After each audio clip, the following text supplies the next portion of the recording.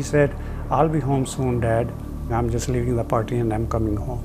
At 11 o'clock, if you didn't come back to the group home, you were automatically reported missing.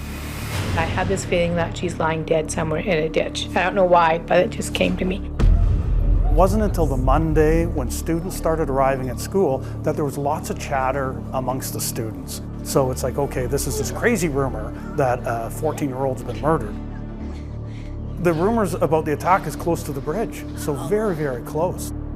On any given evening, you would find kids in and around the area, and they started talking to kids about whether they had been there the previous Friday night. Investigators are digging for clues under the Craigflower Bridge, clues to reveal what happened 9 days ago when a 14-year-old girl was attacked along the banks of the Gorge Waterway. It was shocking to me how inconsequential those events seemed to be to so many of the kids that we talked to. Reena was very innocent, spontaneous, believing person, friendly. So sometimes these good qualities can go against you. Welcome to Crime Beat. I'm Anthony Robart. Tonight, on a clear, crisp November evening in Saanich, BC, a group of teens gathered near a bridge to hang out.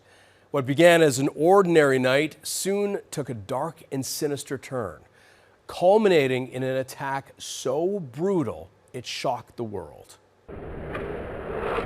Here now is Christa Dao with Rumours and Lies, the murder of Reena Virk.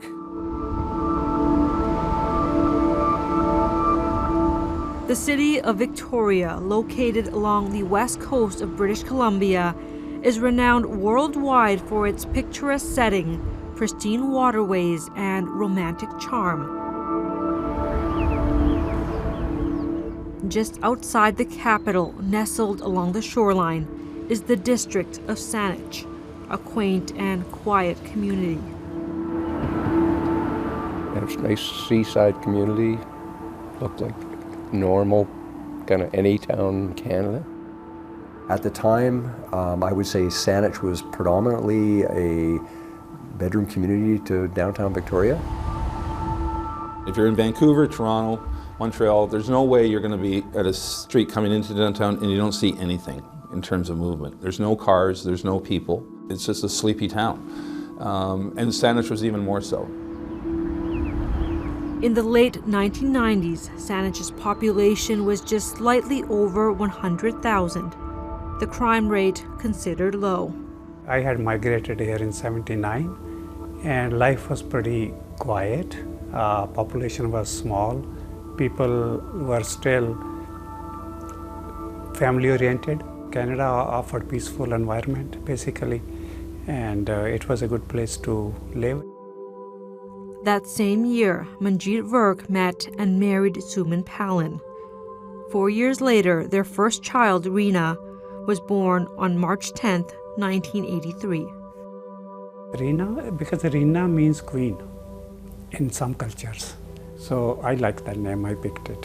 When she was born there, she had lots of hair, dark hair, and shriveled up little child. So I picked her up right away. Reena was the first child, so I had equal participation in raising her.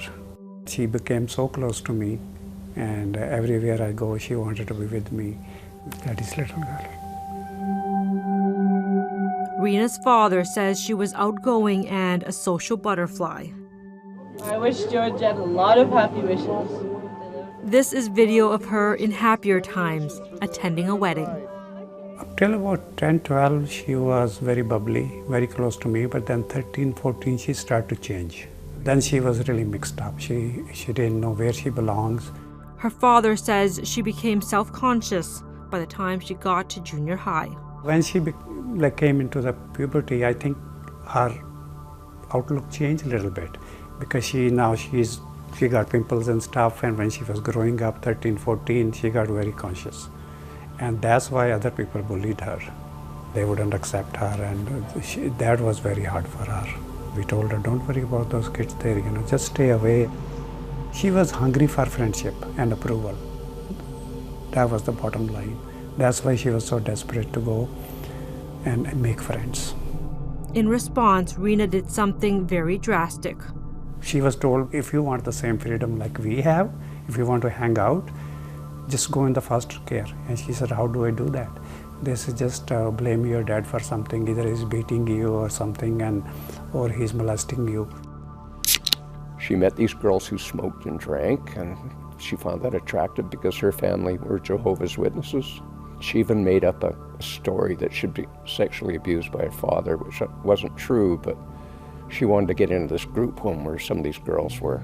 They were fabricated only to join these girls who she wanted to be part of. After those allegations, Reena was placed into a youth group home where she'd been living on and off for the latter part of the year. The motivation was really heartbreaking because Reena really wanted to fit in with this crowd. So Reena, without thinking that it's going to hurt my dad, she didn't know what's going to happen. So she thought, oh, really? Then she'll get to stay with the foster care? They said, yeah, you will be like us. You'll have fun all night. She was trying to impress them, and she was a little bit out of step with them because, you know, she grew up in this pretty strict parents, and no drinking, no smoking, no drugs, and living in a group home, you could pretty well do anything outside the group home, right? She didn't really fit in with these girls, but she wanted this peer group. For whatever reason, she wanted these girls to like her. Reena later recanted. The charges against her father were stayed by the Crown. She wrote a letter to, she was very apologetic to. After that, she realized what she put her dad through.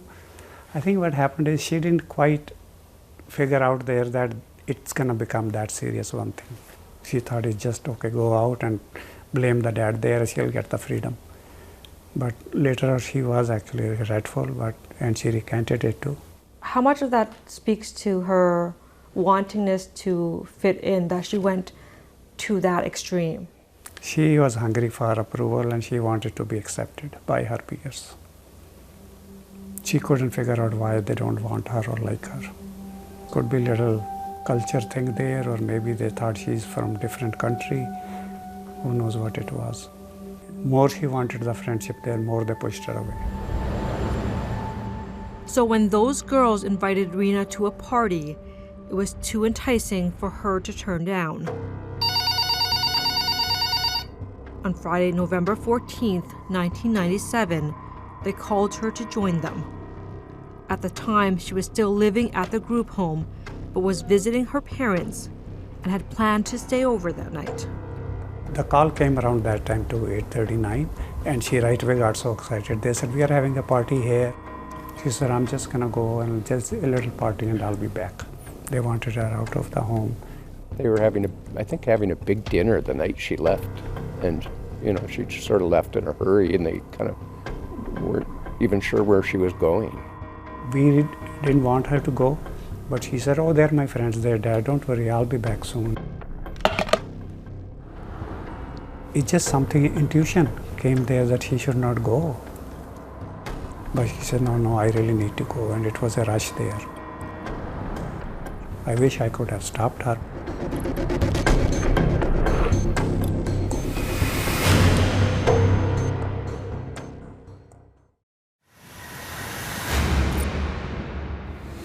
Welcome back to Crime Beat. A troubled Reena Virk accepts a party invitation from her peers and heads out to meet them, despite her parents' objections. What happened next was both unexpected and tragic. We now return to Christa Dao with Rumours and Lies, the murder of Reena Virk.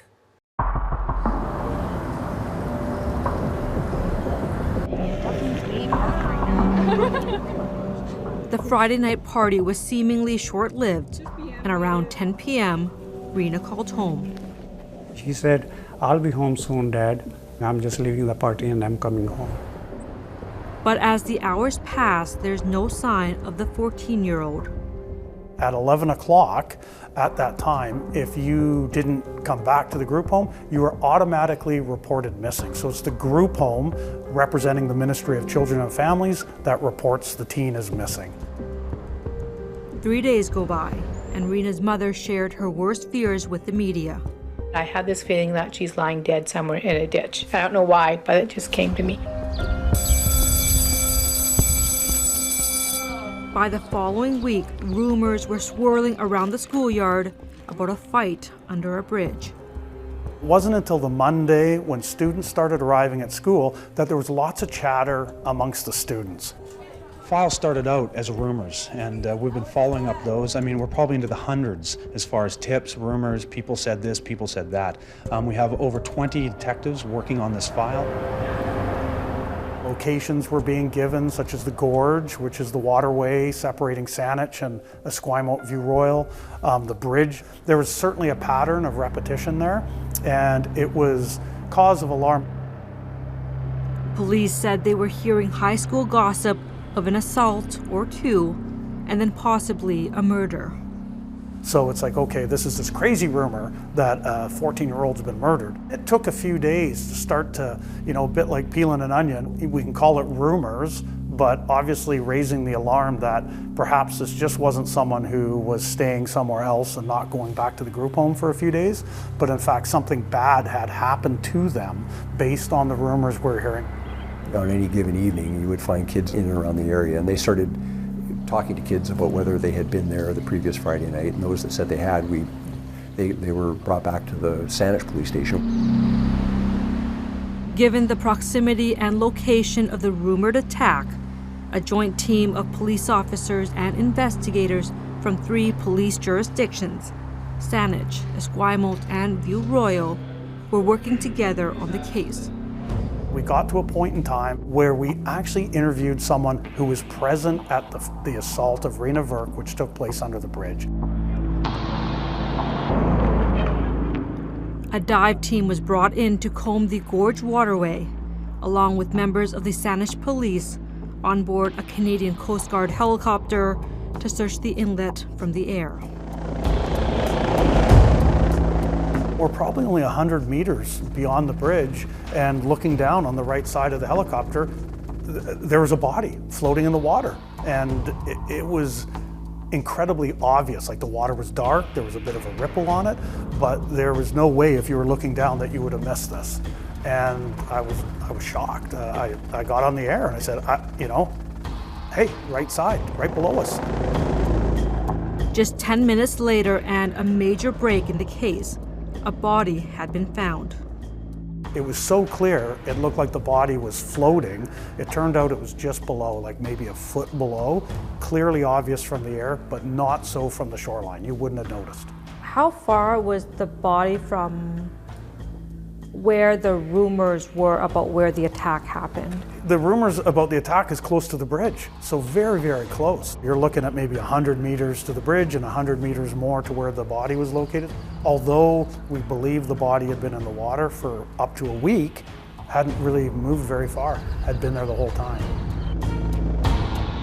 A forensic examination is scheduled for Monday morning. It'll take place here in Victoria, but as of this time, we do not have an exact cause of death, and the body has not been positively identified, and because of that, we are not releasing the name.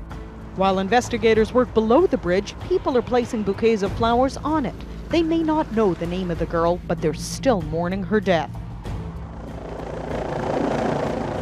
Even from the helicopter, I believe the ethnicity was correct. And knowing the description of Reena, hair color, body weight, in my heart I knew it was her right away. The body was confirmed to be Reena and was recovered on November 22nd. Everything fell on my head, dark.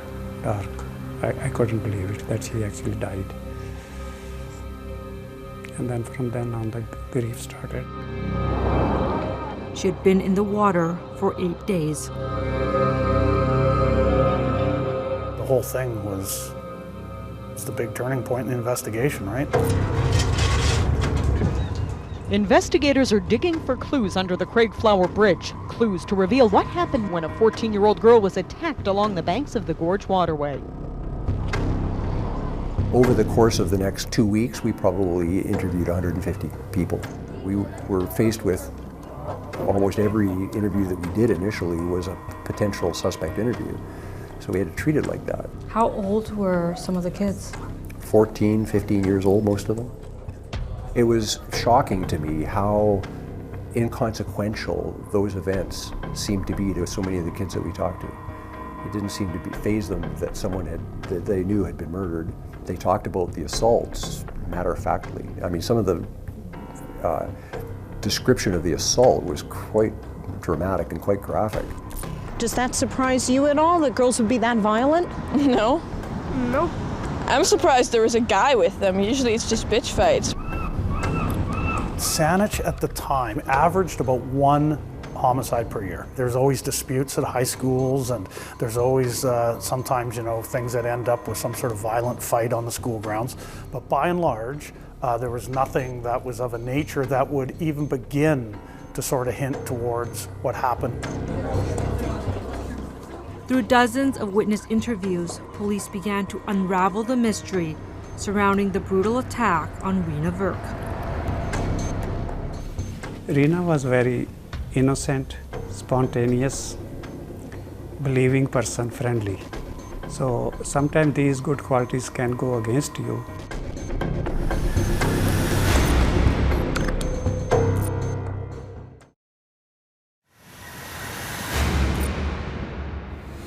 Welcome back. With the discovery of Reena's body in the Gorge waterway, investigators begin retracing her steps to uncover who was responsible and why. We now return to Christa Dao with Rumours and Lies, the murder of Reena Virk. There was a large group of teenagers that were all hanging around the area of Shoreline School at the time. You know, Reena met up with her friend there. She thought it was going to be a party, and there was going to be drinking, and they were going to smoke some pot, and she was looking forward to it. She thought it was going to be fun. She was going to have a fun night with her buddies. Despite Reena's reluctance, the group of teens eventually made their way from the school down to the Craigflower Bridge. She wanted to come home then, because when they were just kind of taking her arm to arm, and she said, okay, I'm not going to go, you know, it's okay, now I want to go home. And they just said, oh, it's okay, a little bit more there, you know, we'll have fun there. Turns out, in trying to fit in, Reena apparently had tried to start some trouble of her own. She had been spreading some rumors about one of the girls. Whether they were malicious or just in jest, I'm not sure, but I think that in that world, that was seen as being a serious slight, and they were going to seek retribution for that.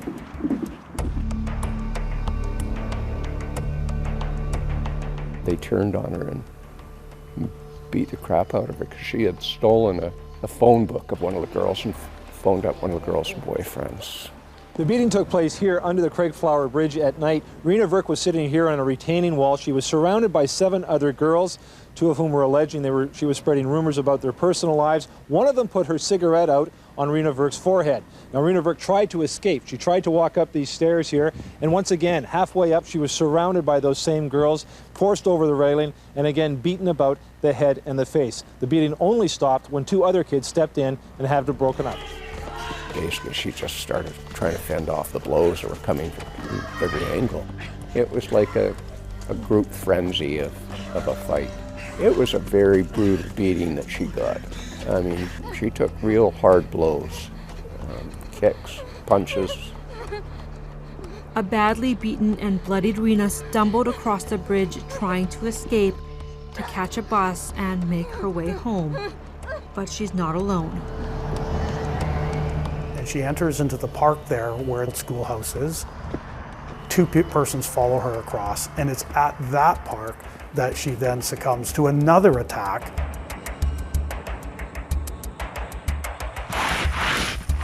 She was dragged out into the gorge and then stood on her while she drowned. They said there was 1 fight, there was 2 fights, and then they said he went into the water at the end, and he said then she got drowned. I couldn't believe it. Could not believe that. Investigators believed they knew who the 2 perpetrators were early on.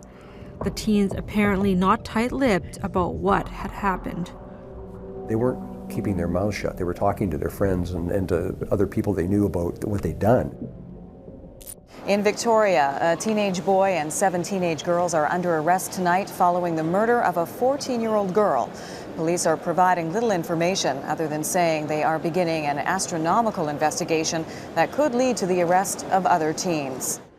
6 girls were arrested for the initial assault of Reena Virk.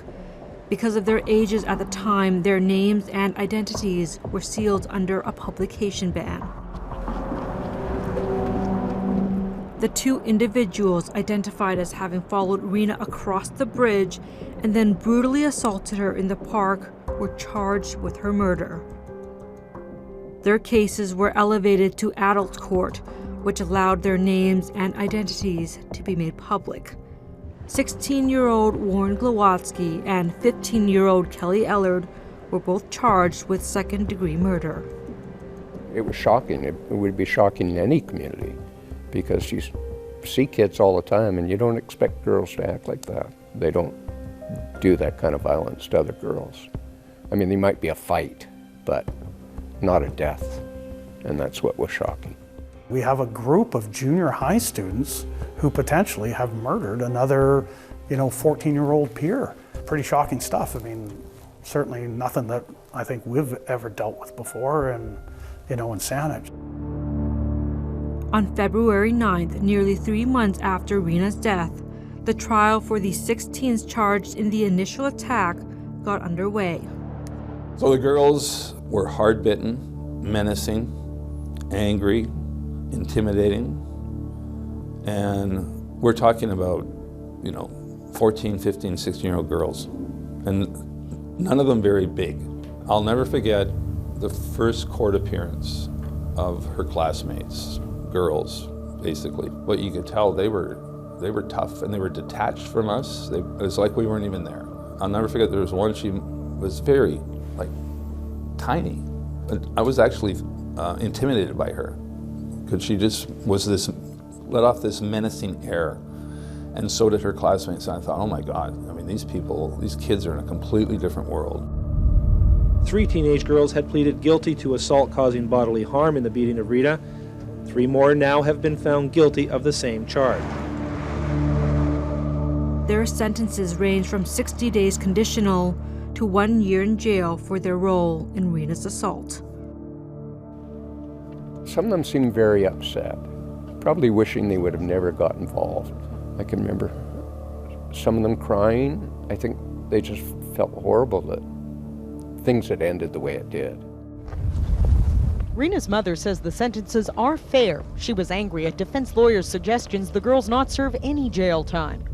If you do a crime, you serve a sentence. In April 1999, nearly a year and a half after Reena's death, the lone male charged in the case went to trial. Warren Glowski pled not guilty to second-degree murder. One of the things I remember about the Warren Glowski trial is that his head barely came above the witness box, and we were kind of shocked about how small he looked and how young he looked and vulnerable. Do you remember his demeanor during the course of his trial? He was very nervous. The place was packed full of media. He wasn't the tough guy we expected. Didn't look like he'd be a fighter even. He really had no business being even kicking Reena. He had no reason to do it. He hardly knew her. Come on guys, let us have some privacy. Just wait for lunch. Sarita Hartley was Glowski's girlfriend. She told police at the time of the murder, the accused man referred to violent music, a song called 187, when talking about Virk. The music refers to a homicide. Testimony indicated Glowski said, "That's what happened to her," referring to Reena Virk. The Crown's case relied on statements made to police at the time of the murder, including from Warren's friends and his girlfriend. He admitted to her that he was involved. And I think she felt really horrible testifying against him because she liked Warren and she knew what a tough time he was having in life. His parents had both moved away and left him sort of to fend for himself. Basically, he had bragged about it trying to be the tough guy, right? Kind of false bravado it came across as, but kind of a desperation to be accepted by some other kids, much like Reena, right? Warren Glowski testified in his defense and pointed the finger at Kelly Ellard, his co-accused in the murder, saying she was the one responsible for Reena's death. He blamed Kelly of going after Reena, going, let's go across the bridge, give her another beating. And Kelly banged her head against a tree and then said she basically was unconscious, and Kelly said, help me drag her in the water, and Warren helped her drag her in the water, and he said, Kelly held Reena's head underwater while she smoked a cigarette, and it was just the most heartless image. Reena sustained at least 12 blows to the face and head from kicks and punches. A pathologist testified she was so violently assaulted she possibly could have died from those injuries. Her actual cause of death was drowning. I always remember this one little scene where the pathologist came and she had this little evidence bag she emptied out in her hand, and the prosecutor said, what is that? She goes, it's 16 pebbles from the ocean floor. And he said, what does that represent? And she said, that was her final breath of life.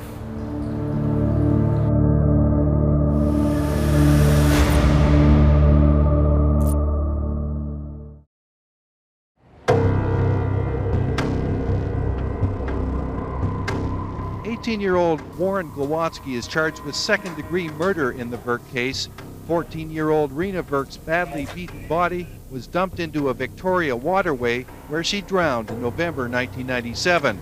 I could see he was just a young teenager, just really a kid that fell into this situation.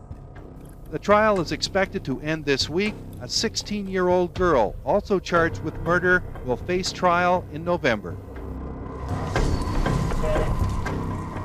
In June 1999, a judge found Warren Glowski guilty of second-degree murder.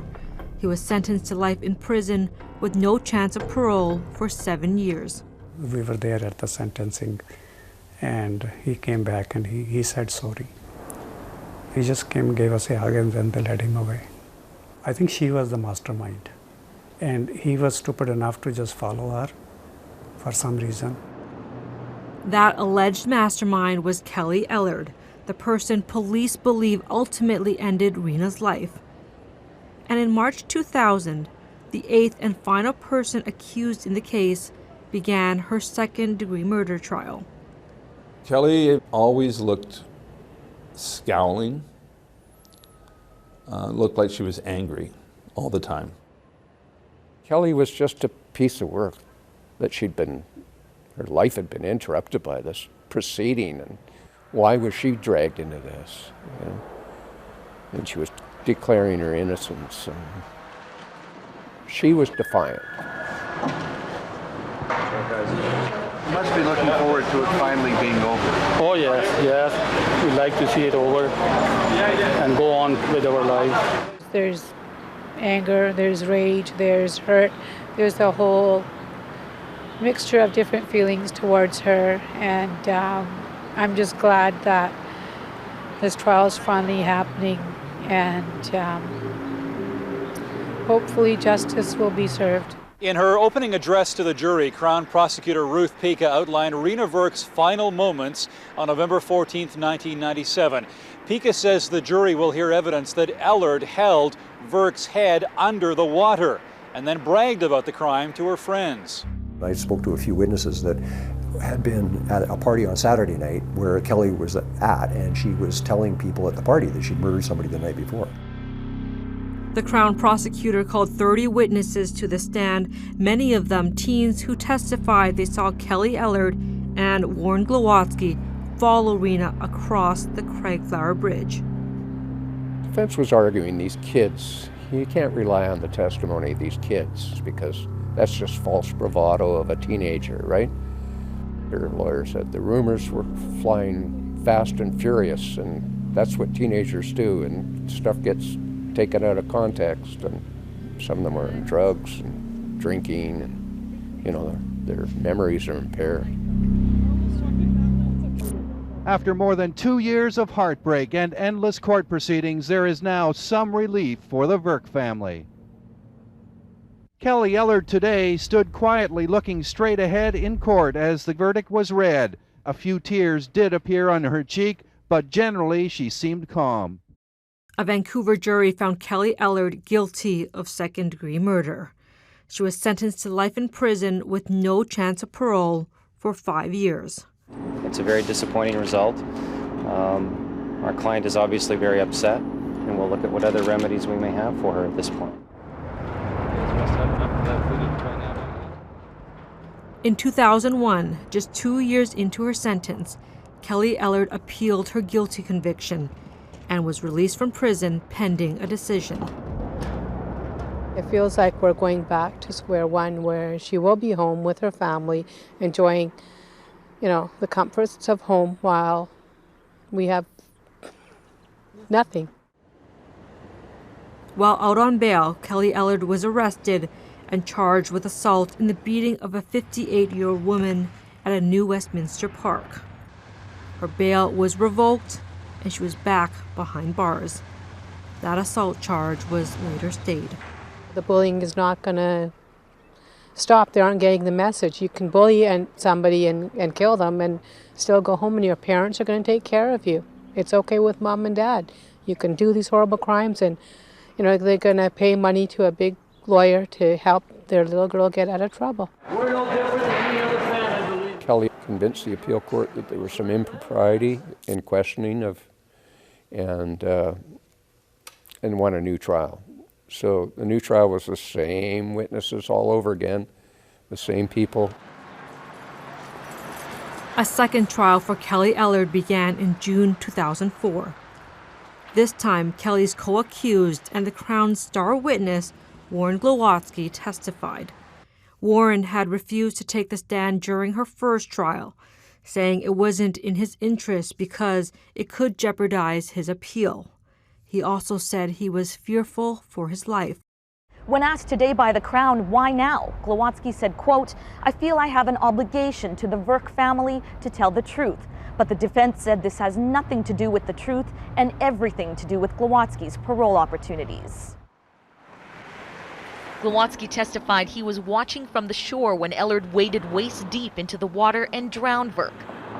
The convicted killer told a packed courtroom he's not lying anymore as he points the finger at co-accused Kelly Ellard. I appreciate that you've been through a difficult ordeal. This has not been pleasant for any of us. I feel sorry for you, George. But you're a gentleman. I said that to you before too, 3 years ago, and I still think you're a gentleman. You have not experienced the pain of a dead child. That, Mrs. Virk, and I said that. And we can't compare the pain that we've suffered. I realize that, and I said it right from the start that we're all victims of all this, and it has not been hard or easy for all of us. The Virks aren't the only family suffering in this whole 7-year ordeal. Do you think my family's devastated, as is Kelly? And I don't know where everybody gets this thing where Kelly shows no emotions. I see lots of emotions on the stand. The jury was unable to reach a unanimous decision, and a mistrial was declared. It was a hung jury. It was 11 against her to convict, and one who couldn't convict, felt that she should be acquitted. The judge said, well, we have to have another trial and do it all again. It's very disappointing and crushing. I was prepared for guilty or not guilty, but this, never entered my head. I am willing to go through anything to make sure that true justice is done. Even if it means going through another trial.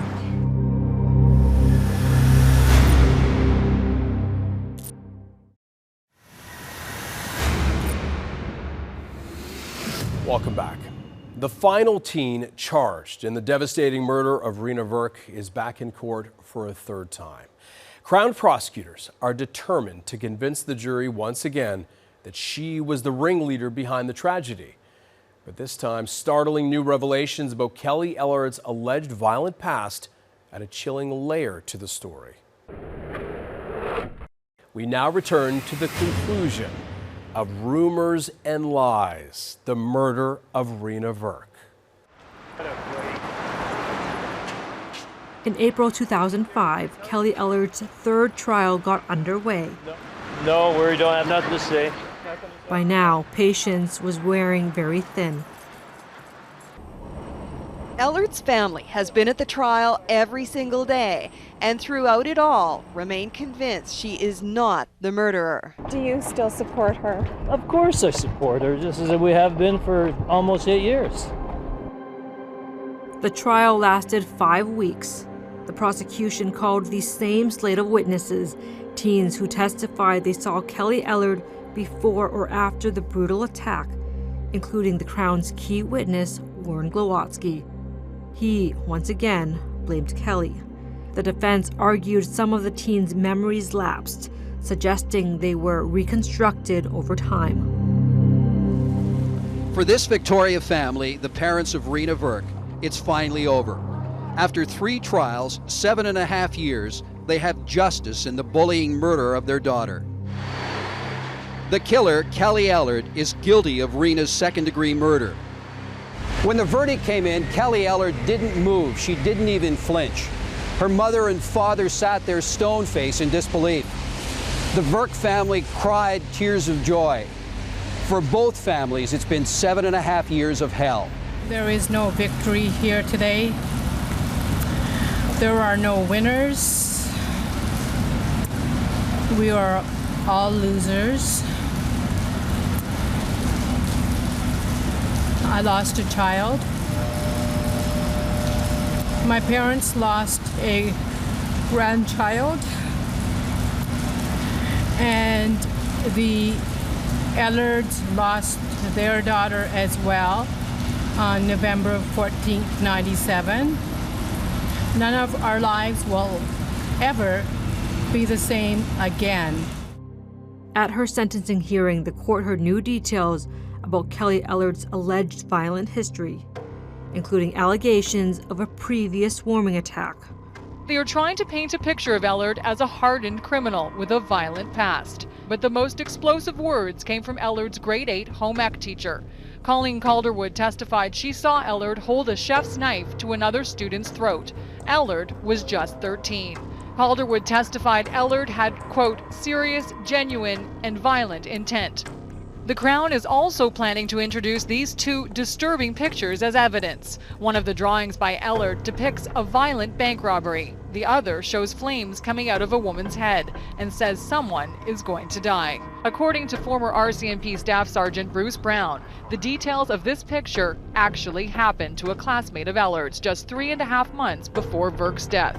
The girl was swarmed and kicked up to 20 times. Her hair was also set on fire. Ellard and 2 other girls were charged in this incident, but the charges against Ellard were eventually stayed. I'm glad it'll be over, and I can see that finally the justice has been served. And if I wished, I hope she was locked up forever. This time, Kelly Ellard was sentenced to life in prison with no chance of parole for 7 years. There's no closure, there never will be, because nothing will bring Reena back. Our healing is not going to be an easy one, because she was so close to my heart and my mind, and she was our first grandchild. And again, it was not cut and dry. There was more disappointment for Reena Virk's family. In 2008, the BC Court of Appeal overturned Kelly Ellard's murder conviction and ordered a 4th trial, saying the trial judge erred in his instructions to the jury over testimony. When you see something drags for 11 years, 12 years, I could not believe that it could happen in this case. I could call it a legal system because it covers a whole big umbrella, but justice system, when you use the word justice, well, we all have to stop and think. Is it really being served? The Crown challenged that ruling, and the following year, the case reached Canada's highest court.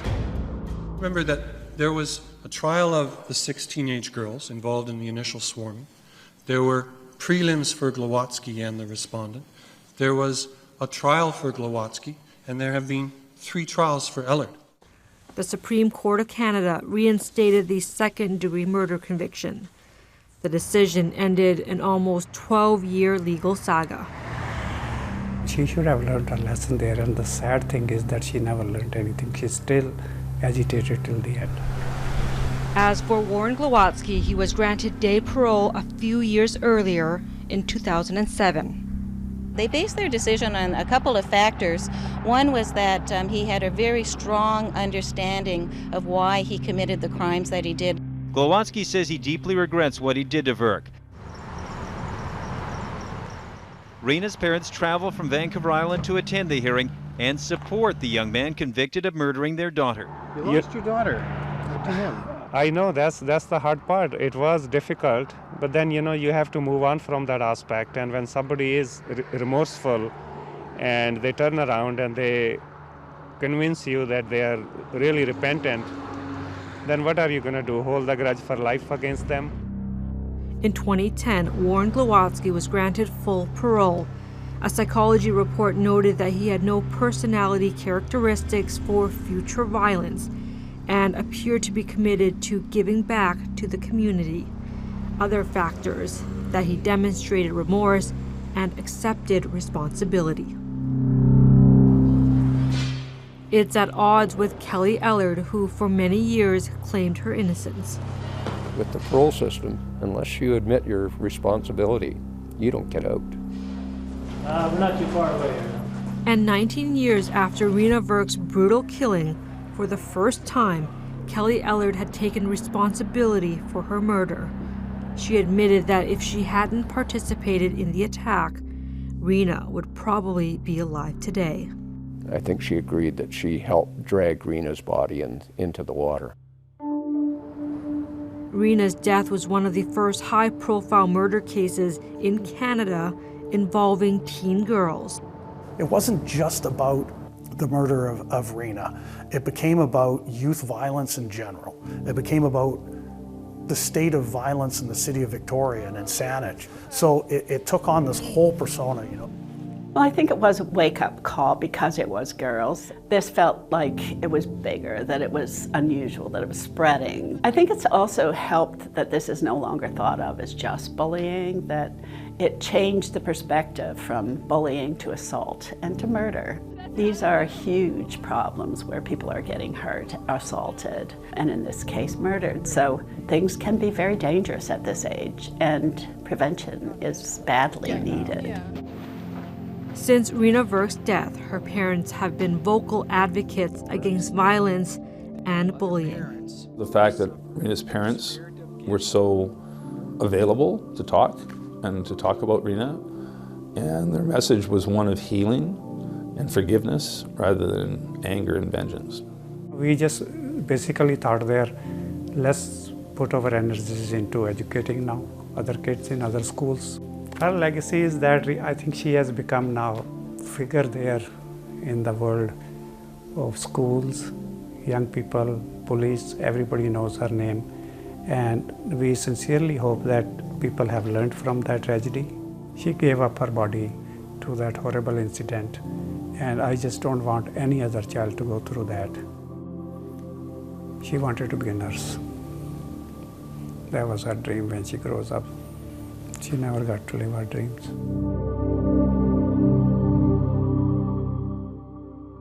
Kelly Ellard has since changed her name to Carrie Sim and has had 2 children. After years of fighting for justice, Reena Virk's mother sadly passed away in 2018 following an accident. She was just 58 years old. Her father continues to keep Reena's memory alive, writing a book about the tragic death of his daughter. And since Reena's murder, schools across British Columbia have launched several anti-bullying programs, part of a growing effort to tackle violence among teens. Thank you for joining us tonight on Crime Beat. I'm Anthony Robart. Want more episodes of Crime Beat? Listen to the Crime Beat podcast, now for free on Apple Podcasts, Spotify, or wherever you find your favorite podcast. And for past episodes of Crime Beat, go to the Global TV app, visit globaltv.com, or check out our Crime Beat YouTube page.